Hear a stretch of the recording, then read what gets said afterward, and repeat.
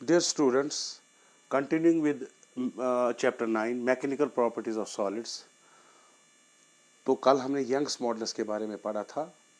तीन models of elasticity हैं। तो जो दूसरा है वो है शेयर मॉडल्स और मॉडल्स ऑफ रिजिडिटी। ठीक, तो what is this share models of rigidity? It is definition क्या है? शेयर मॉडल्स ऑफ इलास्टिसिटी और share modulus is defined as ratio of, it is a ratio of what? Shearing stress to the shearing strain। वो इससे पहले lecture में आपने पढ़ा है, जिसने नहीं पढ़ा उनकी दोनों की मैं लिंक डिस्क्रिप्शन में दूंगा। So shearing stress to the shearing strain. Shearing modulus को मॉडल्स ऑफ रिजिडिटी भी कहते हैं। ठीक, सो इसका सिंबल जो है G, capital G. Shearing stress इसको ऐसे लिख सकते हैं, sigma S over shearing strain.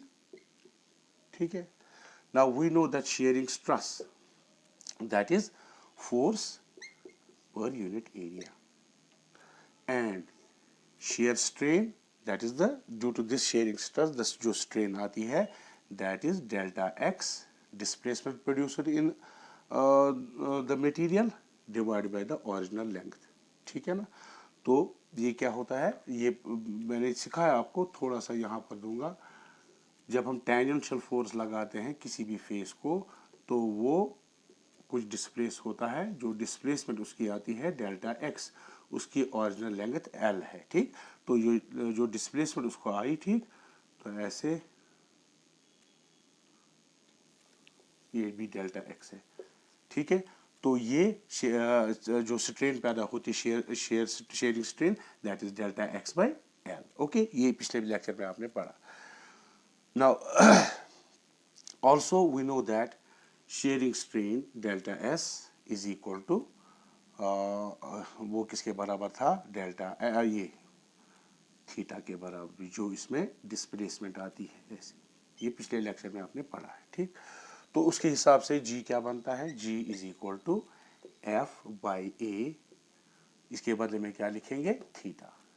ये एक कोरिलेशन है मॉडुलस ऑफ रिजिडिटी की, F by A into theta.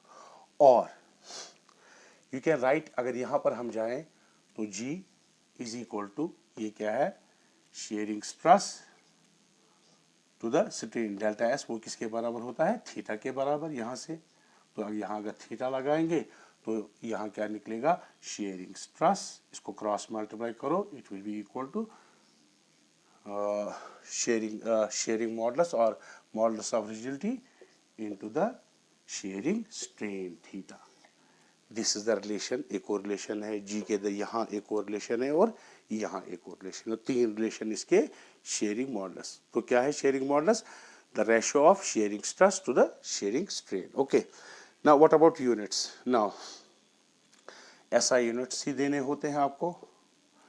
Now stress के यूनिट्स क्या होते हैं? Force per unit area, that is newton पर मीटर स्क्वायर।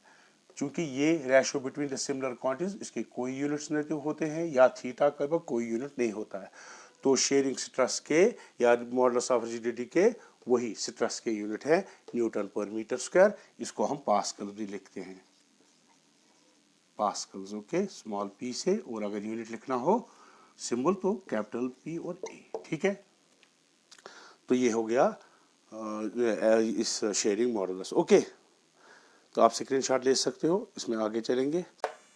नाउ अगर आप इस टेबल पे देखेंगे, यहाँ पर कुछ मटेरियल्स दिए हैं, उनका ये जी दिस शेयर भी जो मॉडुलस ऑफ रिजिडिटी दिया है। ठीक, और यहाँ पर यंग्स मॉडुलस उनका दिया है कुछ मेटल्स का। ठीक है, देखिए यहाँ पर क्या है? Aluminium, brass, copper, glass, iron, lead, steel, tungsten, wood. देखिए एल्युमिनियम का 25 है मॉडुलस ऑफ रिजिडिटी। ठीक, मॉडुलस ऑफ रिजिडिटी जो हमने लिखा था जी से। ठीक है, तो 25 इंटू 10 रेज पावर 9 10⁻⁹ न्यूटन पर मीटर स्क्वायर, और उसको कहते हैं giga pascal. A giga pascal GPa, giga pascal 10⁹ पास्कल और 10⁹ न्यूटन पर मीटर स्क्वायर। ये याद रखना, लगता है कभी जरूरत न्यूमेरिकल्स में। देखिए aluminium, brass, iron, steel, tungsten, इनका जो मॉडुलस ऑफ रिजिडिटी है वो ज़्यादा है एज कंपेयर टू जो मटेरियल्स में वुड है। टंगस्टन का सबसे ज़्यादा, याद रखो, वुड का है या ग्लास है इनका कम है, या लेड है इनका कम है, because they are not these are not these metals, okay ठीक, इनका बहुत कम है। नाउ अगर हम यहाँ पर मेटल्स का जो मेटल्स होती हैं, जो मेटल्स होते हैं उनका G यानी मॉडुलस ऑफ रिजिडिटी ज़्यादा होता है, ठीक, as compare to the others. Now अगर हम यंगस्ट मॉडुलस पे जाएं, देखिए एल्युमिनियम का यहाँ मॉडुलस ऑफ रिजिडिटी 25 है, ठीक, तो ये कितना है 70। It is approximately 3 times of this, है ना, अगर 3 से मल्टीप्लाई करेंगे 3 ये आएगा 75, which is approximately to 3 times the youngest modulus. यहाँ पर अगर देखें कॉपर का 42, ये कितना है 120, तो अगर 3 से मल्टीप्लाई करेंगे ये अप्रॉक्सीमेटली 120 आएगा, because 3 2 6, 3 4 12, that is 126, which is approximately 120। इसी तरह से आयरन का 70, अगर इसको 3 से मल्टीप्लाई करेंगे इसके मॉडुलस ऑफ रिजिडिटी को 3 7 21, that is 210, which is approximately equal to 190, ठीक है। सो इसी तरह से स्टील का 84, इसको अगर मल्टीप्लाई 3 टाइम्स करें वो अप्रॉक्सीमेटली 200 आता है, इंटू 10⁹ वो फैक्टर तो सबको मल्टीप्लाई है। तो इट मीन्स दैट जो मॉडुलस ऑफ रिजिडिटी वो अप्रॉक्सीमेटली y का 1/3 होता है, यानी अगर इसको हम 3 से डिवाइड करेंगे वो इसके बराबर आएगा अप्रॉक्सीमेटली। सो एक रिलेशन यहाँ है, जो modulus of rigidity is 1/3 times that of youngest modulus. ये आप नोट करके रखो, ठीक है। सो इसका स्क्रीनशॉट ले लो। Now let us suppose to understand the modulus of rigidity. Furthermore, let us suppose that we have a square slab, ठीक, whose side is 50 centimetre, ये 50 सेंटीमीटर है, ये ठीक, ये भी 50 सेंटीमीटर, ये भी 50 सेंटीमीटर, ठीक, तो हर एक साइड इसका 50 सेंटीमीटर है, ठीक, और ये जो इसकी डेप्थ या थिकनेस है, थिकनेस कितना है 10 सेंटीमीटर। ये स्लैब है लेड का जिसका मॉडुलस ऑफ रिजिडिटी है 5.6 इंटू 10⁹ न्यूटन पर मीटर स्क्वायर। ये तो हमारे पास है। हम देखना चाहते हैं अगर एक फोर्स इस पे लगा दें, टेंजेंशियल फोर्स, इन्हें शेयरिंग स्ट्रेस इसमें प्रोड्यूस करें, तो हम इसके पैरेलल एक फोर्स F लगाते हैं इस साइड के parallel, that is along the side 50, ये भी 50 है और ये भी 50 है, तो हम एक फोर्स इसमें लगाते हैं। तो मैंने बोला फोर्स 9 इंटू 10⁴ न्यूटन, इस पे टेंजेंशियल फोर्स लगाते हैं ताकि शेयर स्ट्रेस पैदा हो जाए, तो उसकी वजह से इसमें डिस्प्लेसमेंट आएगी। लेकिन एक बात, अगर जब ये फोर्स लगाते तो ये स्लैब चलेगा अपनी जगह, तो इसको यहाँ पर जो नीचे है रिवेटेड किया है,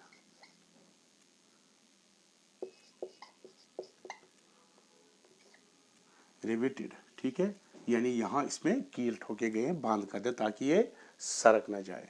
तो जब हम फोर्स लगाएंगे तो इसमें डिस्प्लेसमेंट होगी, शेयर स्ट्रेन होगा, ठीक, शेयर स्ट्रेस की वजह से फोर्स पर यूनिट एरिया, तो एरिया कौन सा है ये वाला, इसके अगेंस्ट लग रहा है, सो इस उसकी वजह से क्या होगा, शेयर स्ट्रेन प्रोड्यूस होगा, तो ये इसमें डिस्प्लेसमेंट आ जाएगी,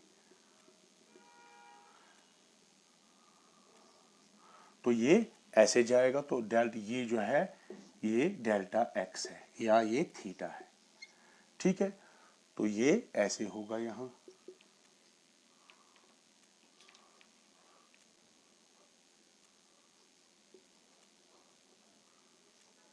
डेल्टा x, ठीक है, ये आ जाएगी इसमें शेयर स्ट्रेन, हाँ ये थीटा है। तो हम चाहते हैं कि ये डेल्टा x इसमें कितना प्रोड्यूस हो जाए, ठीक है ना, डिस्प्लेसमेंट इसमें कितना प्रोड्यूस हो जाए। तो लेट अस सॉल्व। तो पहले हम एरिया देखिए, लेंथ क्या है इस साइड की जिसके अलोंग टेंजेंशियली फोर्स डाला जाता है, that is length is equal to 50 centimetre. ठीक, तो मैंने हमेशा बोला यूनिट्स को एसआई यूनिट्स में चेंज करो, ये याद रखो, that is 50 into 10 raise power -2 metre. ठीक है, इसकी जो ब्रेडथ है, एरिया निकालना है इस फेस का, ये ब्रेडथ है, ये कितनी है 10 centimetre. So breadth B is equal to 10 centimetre, that is 10 into 10 raise power -2 metre. तो इस फेस का एरिया क्या होगा, area will be equal to length into breadth, that will be 50 into 10 go 500, 10 raised power -4 metre square, और that will be 5 into 10 raise power -2 metre square. तो area आ गया। तो फोर्स तो दिया है इतना, so what will be the shearing stress. So shearing stress क्या होगा,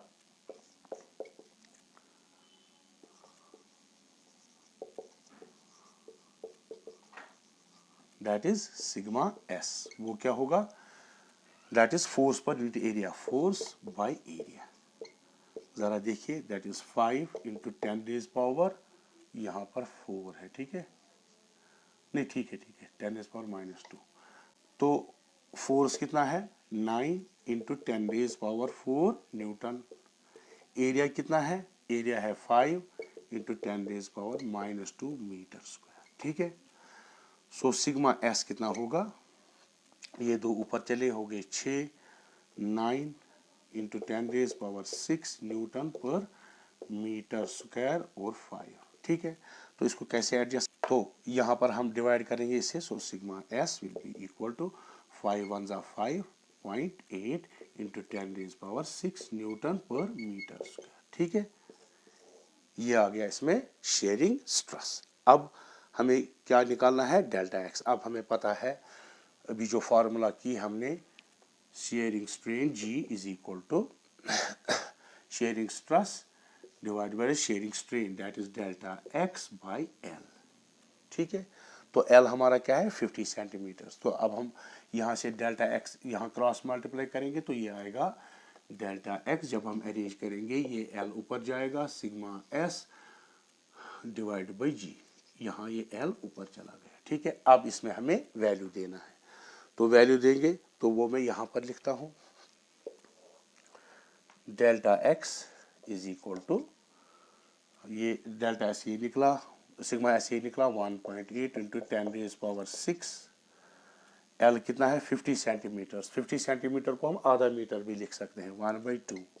ठीक है, और जी जी कितना है, जी आपको याद रखना चाहिए, जो लेड का होता है 5.6 और 10 रेज पावर 9। तो लिखो यहाँ पर 5.6 इंटू 10 रेज पावर 9। तो इसका यूनिट क्या आएगा, क्योंकि यूनिट को नहीं लिखना चाहिए, हमें पता है कि डेल्टा एक्स लेंथ है, तो यूनिट आएगा इसका मीटर्स में, तो ये मीटर लिखेंगे। ठीक है, तो अब इसको डिवाइड करो, 1 जा 3 जा, so this will be delta x, ये 2 2 3 जा 6, 1/6 9 6, ये 9 ऊपर चला जाएगा, minus 10 raise power -6 minus 9, that is -3 metre, that is delta X is equal to तो अगर 10 से मल्टीप्लाई करेंगे, 10 यहाँ रखेंगे, सो 10/6 मैंने मल्टीप्लाई किया था, उसको डिवाइड भी करेंगे, 10 raise power -4 metre. So it will be delta X, so 2 3 जा 2, 5 जा 3, 1 जा 3, 6 जा इंटू 10 रेज पावर -4 मीटर। ठीक है, सो अप्रॉक्सीमेटली यहाँ पर मैंने अप्रॉक्सीमेशन की, so delta x will be equal to 0.16 into 10 raise power -3 metre, that is 0.16 millimetre. तो इतना फोर्स देने के बावजूद भी, हालांकि लेड का जो शेयरिंग मॉडुलस ऑफ रिजिडिटी है कम है, लेकिन फिर भी देखिए 0.16 mm, तो 1 mm का 1/10 से थोड़ा ज़्यादा ये डिस्प्लेस होगा, ठीक है ना, बात समझ में आई। सो ये आपको इससे क्लियर हुआ कि कितना डिस्प्लेसमेंट होता है, इवन अगर कम भी हो तो फोर्स लगाने से कितना डिस्प्लेसमेंट ये होता है। सो इसका स्क्रीनशॉट ले लो, आगे बढ़ेंगे। नेक्स्ट बल्क मॉडुलस, जो तीसरा है मॉडुलस ऑफ मॉडुलाई ऑफ इलास्टिसिटी, उनके लास्ट जो है बल्क मॉडुलस, उसको डिनोट करते हैं बी से। डिफाइन कैसे करते हैं, hydraulic ratio of hydraulic stress to the hydraulic strain और volume stress to the volume strain, ठीक। तो हाइड्रोलिक स्ट्रेस होता है जब फ्लूइड से जो प्रेशर आता है उसको हम हाइड्रोलिक स्ट्रेस कहते हैं। लेट अस सपोज दैट हमारे पास एक बॉल है, उसको हमने समझो समंदर में डाला या बहुत गहरे पानी में डाला, तो पानी का वजन होता है, उसकी वजह से प्रेशर डेवलप होता है, pressure P that is equal to height और depth h into D the density of that liquid into acceleration due to gravity. तो इस पे इसको प्रेशर पड़ता है, जब प्रेशर पड़ेगा तो इस पे, ठीक है, तो इसका वॉल्यूम स्क्वीज होगा, सो वॉल्यूम विल डिक्रीज, ठीक है। प्रेशर जो हाइड्रोलिक प्रेशर P होता है इंक्रीज होगा, वॉल्यूम डिक्रीज, ठीक है ना। तो ये जो यहाँ पर डिफाइन किया जाता है B is equal to ratio of hydraulic pressure P divide या फोर्स, क्योंकि प्रेशर होता है फोर्स पर यूनिट एरिया, वो होता है स्ट्रेस भी, ये आपने पढ़ा, ठीक। तो फ्रैक्शनल चेंज इन वॉल्यूम और volume strain that is delta V by V। लेकिन यहां पर ये नेगेटिव साइन होता है, क्यों नेगेटिव साइन आप बताऊंगा। जब प्रेशर इंक्रीज होगा, ठीक, तो इसको क्या करेगा, ये स्क्वीज करेगा, वॉल्यूम डिक्रीज हो जाएगा। When pressure will be positive, volume will B negative, and when pressure will be negative that is pressure will decrease, volume will increase.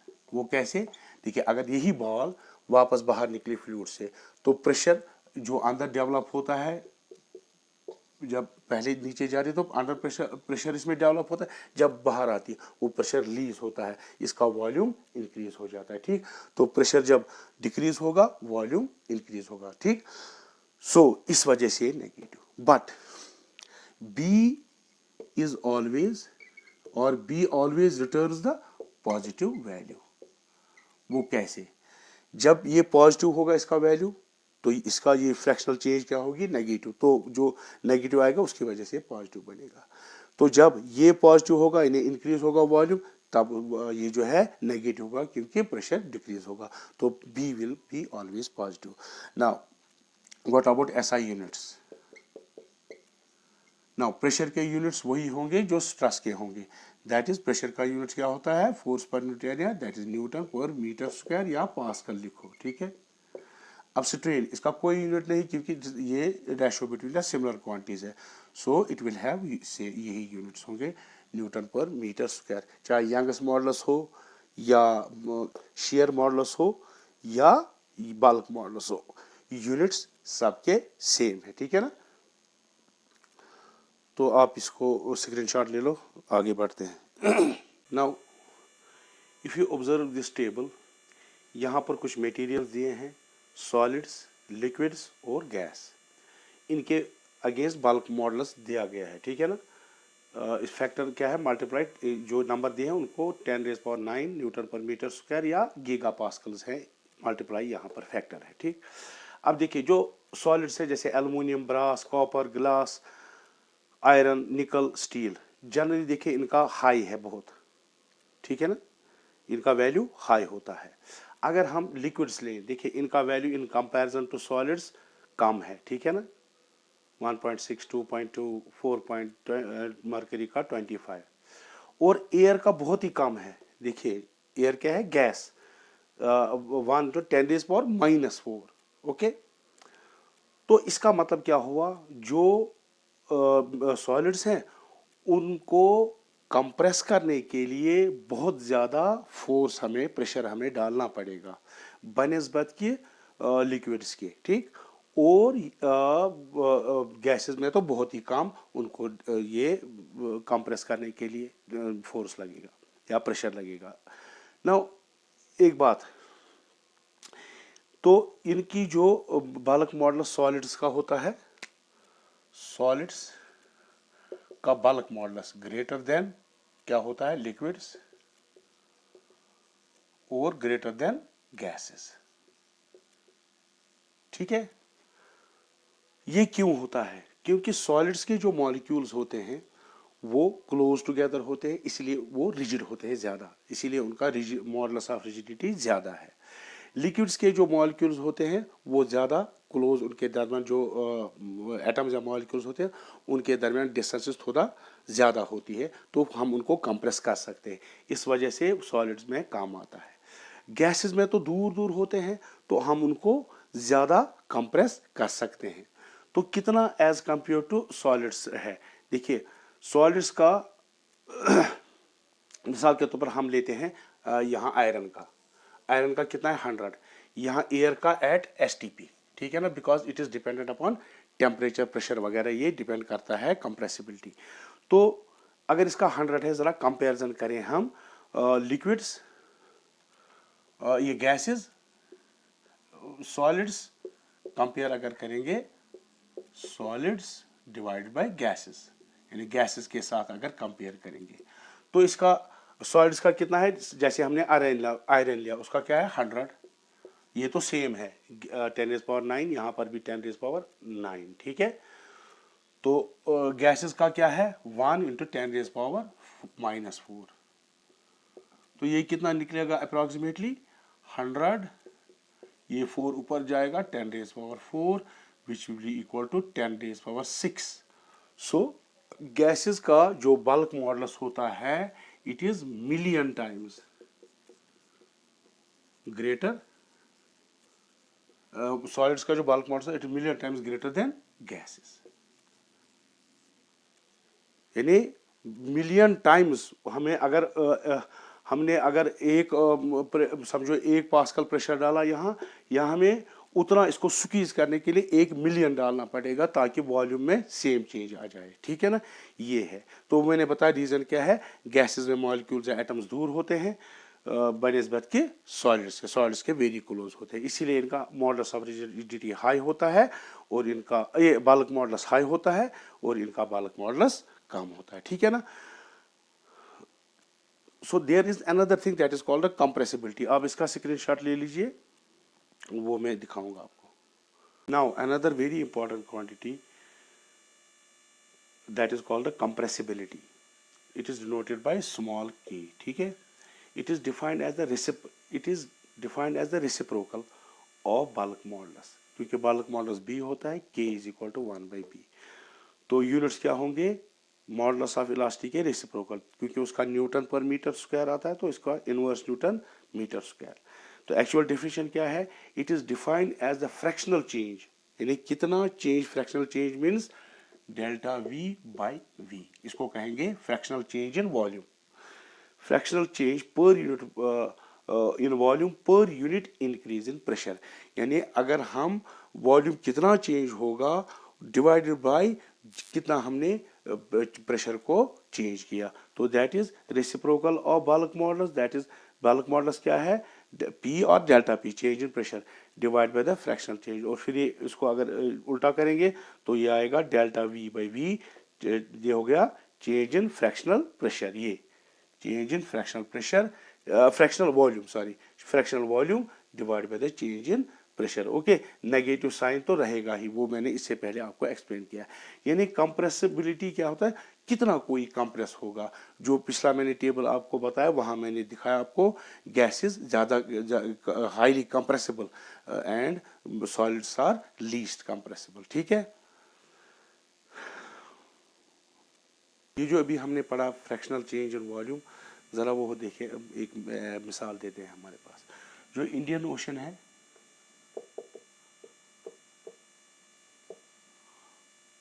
यानी समंदर, उसकी जो ये समझो समंदर है, ठीक, पानी है, अब जो नीचे डेप्थ होती है वो एक जैसी नहीं होती है, वो क्या होती है, कहीं ज़्यादा डेप्थ, कहीं कम, कहीं ज़्यादा कहीं कम, ठीक।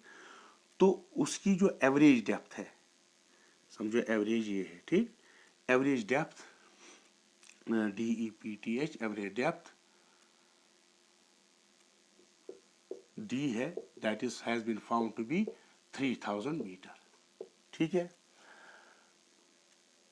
what will be the fractional change in the volume, that is delta V by V, fraction change in volume. क्यों? देखिए ये लिक्विड है, because of liquid column there will be a pressure, pressure P which is equal to H into rho into G, ये आपने पढ़ा होगा। Where H is the depth, ये कितना डेप्थ है, तो एवरेज डेप्थ हमने माना, ठीक है, वो हमने D माना, ठीक है, तो यहाँ पर मैं H ही लिखता हूँ इसको, ठीक है, तो वो हमने H माना। इसकी वाटर की density, rho means density, so density of water होता है in SI units, CGS units में होता है 1 ग्राम पर सेंटीमीटर क्यूब, लेकिन SI यूनिट में जो होता है डेंसिटी वाटर की वो होती है 1000 किलोग्राम पर मीटर क्यूब। ठीक, एक्सेलरेशन ड्यू टू ग्रेविटी वो होता है 9.8 मीटर पर सेकंड स्क्वायर, लेट अस से G इज इक्वल टू 10 लेते हैं हम, ठीक है, मीटर पर सेकंड स्क्वायर। ठीक है, तो प्रेशर क्या होगा? प्रेशर मैंने बोला दैट इज द स्ट्रेस, ठीक है, तो स्ट्रेस कितना डेवलप होगा? P दैट इज H, वो होगा स्ट्रेस किसकी वजह से? जो लिक्विड कॉलम का प्रेशर है, तो वो क्या है? P that is H rho G, वो कितना है? H कितना है? डेप्थ कितना है? औसत 3000, डेंसिटी कितनी है? 1000, एक्सीडेंट ड्यूटी कितनी है? 10, ठीक है, तो यूनिट्स क्या आएंगे? न्यूटन पर मीटर स्क्वायर। क्यों? प्रेशर के यूनिट्स वही होते हैं। सो ये कितना आएगा? 1 2 3 4 5 6 7, सो 3 इंटू 10 रेज पावर 7 न्यूटन पर मीटर स्क्वायर। ठीक है, तो वो स्ट्रेस डेवलप होगा, ठीक है, वॉल्यूम में, ठीक है, बिकॉज वॉल्यूम कहाँ स्ट्रेस होगा? हम मानते हैं बॉटम पे कितना प्रेशर होगा, यहाँ तो उतना वॉल्यूम चेंज नहीं होगा, यहाँ जो नीचे होगा वाटर, उसका वॉल्यूम चेंज होगा बिकॉज ऑफ दिस प्रेशर। तो अब हमें क्या निकालना है? Fractional change. अभी हमें बल्क मॉडुलस पता है, बल्क मॉडुलस किसके बराबर होता है? हम पॉजिटिव वैल्यू ले लेंगे, ठीक है ना, so that will be P that is stress divide by strain, strain is fractional change in the volume. ठीक है, तो फ्रैक्शनल चेंज इन वॉल्यूम, इसको क्रॉस मल्टीप्लाई करेंगे, is equal to P by, now bulk modulus of water, bulk modulus of water जो अभी हमने table में देखा था वो था 2.2 इंटू 10 रेज पावर 9 न्यूटन पर मीटर स्क्वायर, ये था। ठीक, तो अब हम इसमें वैल्यू सबस्टिट्यूट करेंगे, ये B का और P का वैल्यू ये, so fractional change in the volume will be, P कितना है? 3 into 10 raise power 7 divided by 2.2 into 10 raised power 9, so it will be equal to 3 by 2.2, ये आएगा 9 और 7 that is 10 raised power minus 2, कितना आएगा? देखिए इसका यूनिट कोई नहीं होगा, तो वो आप इसको कैलकुलेट करें, that will be approximately equal to 1.36 into 10 raised power minus 2। अगर इसको परसेंटेज में चेंज करें, यानी वी मल्टीप्लाई इट बाय 100, तो ये कैंसिल होगा, दैट विल बी 1.36%। ठीक, तो वॉल्यूम में कितना चेंज आएगा? 1.36%, यानी अप्रॉक्सीमेटली समझो 1.5% कम आएगा। ठीक है ना, अगर यहाँ वॉल्यूम 1 था तो यहाँ पर वो स्क्वीज होके उसमें 1.36 माइनस कीजिए, यानी वो आ जाएगा 90 पॉइंट कुछ %। ठीक है ना, बचेगा 90.7 कुछ % बचेगा, यानी कम हो जाएगा volume because of this pressure. Okay.